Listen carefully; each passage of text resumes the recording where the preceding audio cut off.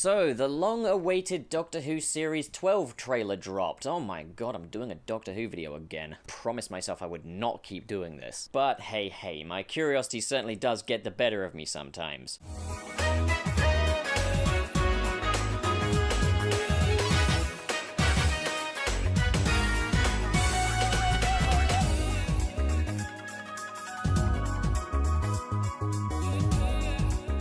So it's quite flashy. We don't really know that much about what's coming up, to be honest. I mean, I think that's kind of what a Doctor Who trailer is at the end of the day, is you get some flashes of some little stories, because nothing is ever too connected when it comes to Doctor Who. So it remains very much in line with the whole standalone stories thing, I would imagine, unless they're going to surprise us later down the line. We get a look at some of the enemies that are to come, though. We've got the Jadoon back, we've got what looks to be a variation of the Rachnos, we've got a giant scorpion, and we've got the Cybermen. And it really must be said, the cinematography in this trailer looks great. Like, visually, this is a really good looking trailer. I also don't mind the music choice this time. It's a little bit more subtle than last time. We don't have like lyrical stuff in here. It's not poppy stuff. It's more of a kind of a rock vibe, I guess. Kind of implies that Series 12 is going to be maybe a little bit less contemporary than Series 11, a little bit more of a punchy series, which is definitely a necessary thing. Series 11 was a total wash. It was just it was a Doctor Who series that was farted into existence. This one at least looks like there was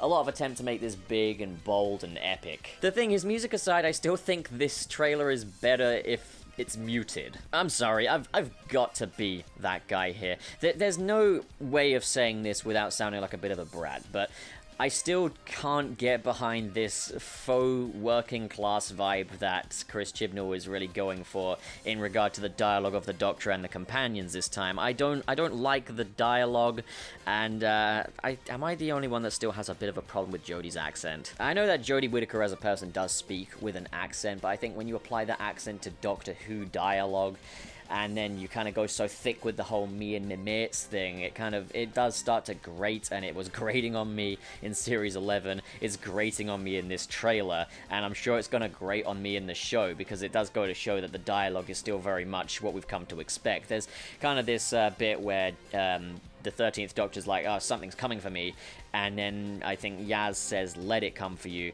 because you've got your mates here for you. And it's like, oh man, like if you changed it from mates to friends, it then starts to sound like Sonic Generations pre-boss fight dialogue. It almost feels like it would be too cheesy for it to say friends, so they use the word mates instead, but then you end up with this pretend British working class thing, and it's so obviously fake, it just feels superficial. I think that's going to be my main gripe. But we've got some action in this trailer, and some interesting threats, and I think hopefully that says something about this series, because if you remember, the Series 11 trailers were very atmospheric. There was a lot of the Doctor and companions having long shots where they're looking at all these locations and stuff, and they didn't really wear the villains up on their sleeve like they kind of do in this one. And there is a large number of recurring baddies coming back. We've got what looks like the Rachnos, we've got the Jadoon, we know the Daleks are coming back, but they're not in this trailer for some reason, the Cybermen, and there have been some rumors about the Sea Devils. Gonna talk about the Cybermen for just a sec, because we saw set photos of them from a distance, and we knew that they were rocking a new design for this series. We finally actually get a good look at them here. I will say this, it doesn't appear like it is an outright new design. It looks more like just kind of an improved version of the Moffat-era Cyberman design. Little bit disappointed in that, but at the same time, if they're gonna just make an old design work as opposed to doing a complete redesign, I guess that's interesting. I don't know, I feel like I would have appreciated something just maybe a little bit more organic. Something a little more body horror inspired, as opposed to the usual sort of pretend Iron Man thing they've been going for. But at the end of the day, it's still better is better, and this is definitely better than the Moffat-era Cyberman design, and this whole trailer is definitely better than the Series 11 trailers. So yeah, pros, the visuals, the returning baddies, the action, the music choice ain't bad. Cons, still not fond of some of the casting choices with the dialogue, and yeah, the dialogue. It's kind of a bad thing when the worst thing about a series of Doctor Who is the Doctor and the companions, because these are the people that you're spending the most time with. But maybe this dialogue is just an isolated incident, but then why would you lead with that? Why would you lead with that? I guess I'll kind of do a double bill here, because there's been a lot of different rumors cycling around regarding Series 12.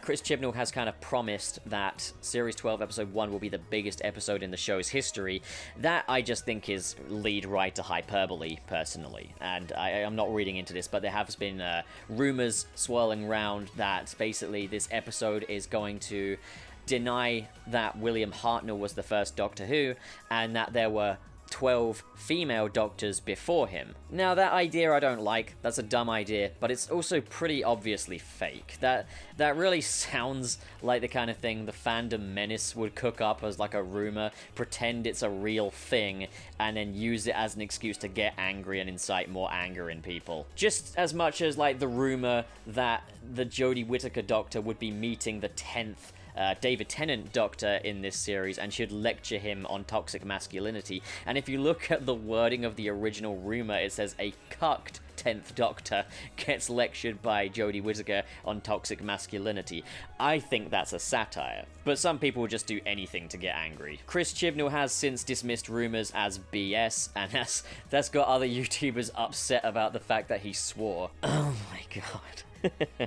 The Doctor Who fandom, everybody. Some people really need to get a life. Either way, good or bad, it doesn't matter, because at the end of the day, Chris Chibnall's not going to be the last person ever to be executive producer on Doctor Who. Jodie Whittaker is not the last Doctor you're ever going to see. Like, this thing is just going to keep going, and they're just going to reboot it until they get it right. Not that I'm trying to discourage people from criticizing it constructively or anything, but it's no reason to throw your toys out of the pram.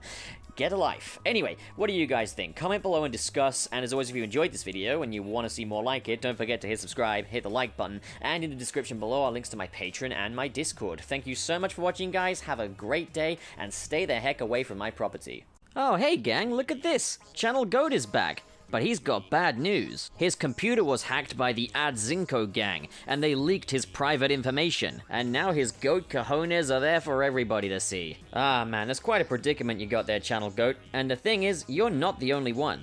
Do you know how many people get hacked per year and have their personal information and data spread online for all to see? A lot. Like, look it up. And I know what the rest of you are thinking. It hasn't happened to me, yet. Well, emphasis on yet. I mean, how old are you? Right, now how long is the average human lifespan? That's a lot of time that you could get hacked in. And by the time that's done, everybody is gonna know what your pee-pee looks like. Do you really want that? Do you really want the world to see your pee-pee? You run that risk every single day, guys. Seriously, hackers, pretty talented people. Which is why I, for one, use NordVPN to protect my private information and my Nords. It shuffles your data so that it can't be found by hackers, but not only that, it can also unlock the worldwide range of Netflix. And like, who wouldn't want that, right? Now you can really maximize your subscription. The fact is, guys, you could save yourself the stress and a lawsuit by simply browsing with NordVPN. And I've made it easy for you. A link is in the description below. And this subscription comes with a promise. Nobody has to know what you're into anymore. You little furry you. Anyway, sign up today. Seriously, do it. Please? For your sweet little puppy. This video is brought to you by Zentai for all your cosplay needs. Link is in the description below, and they are very cool and good. Cosplay your favorite characters or send in one of your own designs. Affordable prices and very high quality. Made to order and made to measure. But most of all, made to be heckin' awesome, if you couldn't already tell. Guys, can you believe where we are now and where we started? How long ago it was that Channel Pup, or Channel Goat even, came about? Because it really wasn't that long when you think about it. Can you believe the amount of support I've received from this community, from all of you subscribing to the channel and everything? It's unreal. It's a dream come true for me. But behind the YouTubers you watch usually comes a bit of a truth, is that they're often dirt poor. Now, I've had the good fortune of being able to grow this YouTube channel and hopefully turn it into a career, but I'm gonna need a little bit of help along the way, to even the odds, to make ends meet, so that I can use all of the possible time that I have to make videos for you guys, as opposed to doing something mundane, for barely enough money to make it worth its while. I've done all that. I've lived that life. The fact is, together we all built Channel Pup. We made it what it is today, and I want to keep the ball rolling on that. I don't ever want to stop doing this, because this is the most gratifying job I've ever had, and I think the most pleasurable hobby anyone could ever have. I don't take any of the support that I receive from you guys for granted. wanted. But if in any way you're wondering if maybe you could do a little more for the channel even, then I want to direct you to the Patreon link in the description below. It would mean the world to me to have your support via Patreon. It can help me to make ends meet. It can help me to better my content. It can help me to have more time to really work on this stuff. But you know what? I'm not just going to take your support and run. No way, Jose. In the Patreon, you can access exclusive videos via the Pups Project Room playlist, where you can see different projects that I've been working on or have worked on that have either not made it to YouTube for general viewing or have been cancelled, or, well, you can get a little view of the process that goes behind the Channel Pup videos and productions. As well as that, you tend to get advanced previews of the bigger Channel Pup projects, our tentpole event projects. If you've seen Marvelous Tales of Spider-Man, you'll be aware that that was released on the Patreon first, and 20 days later approximately was released for general viewing on YouTube. That's not the only time I'm gonna do this. But you know what? If you can't do the Patreon or are just not interested in doing the Patreon, I fully understand. Like, it's still a big ask in my opinion. And what counts most is your support. So, as always, thank you so much, guys. I've been Channel Pup, and I will think of a better catchphrase next time. Now, please leave me alone!